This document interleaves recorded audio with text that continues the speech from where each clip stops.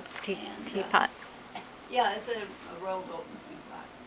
In its day, it was valuable, but it's probably not as valuable now.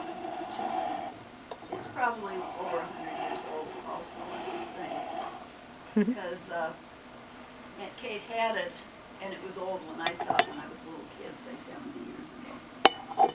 But she and I used to have tea parties with it. Oh, She that's would make nice. tea, and we'd both sit there and have tea and just have a nice visit together when we were visiting at her cottage.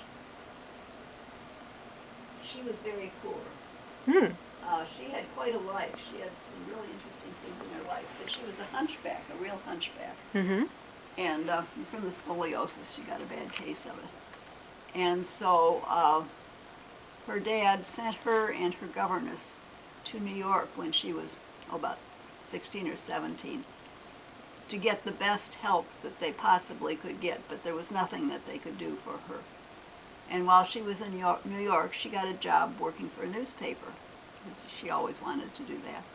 And the newspaper sent her, since she was a hunchback and they could put old clothes on her and make her look like she was poor, they sent her around to the charities in town to see if she could get help from any of them.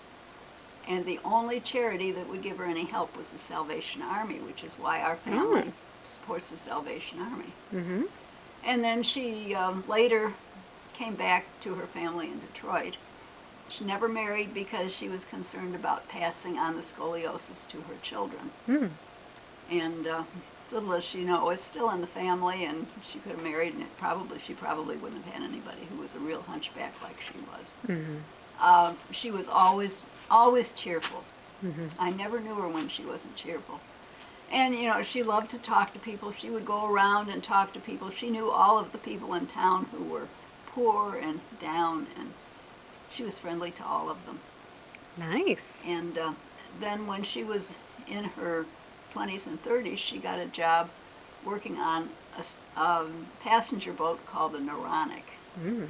And the Noronic took trips up and down the Great Lakes, and she was the social secretary, and would see that the people had things to do, and help them with that.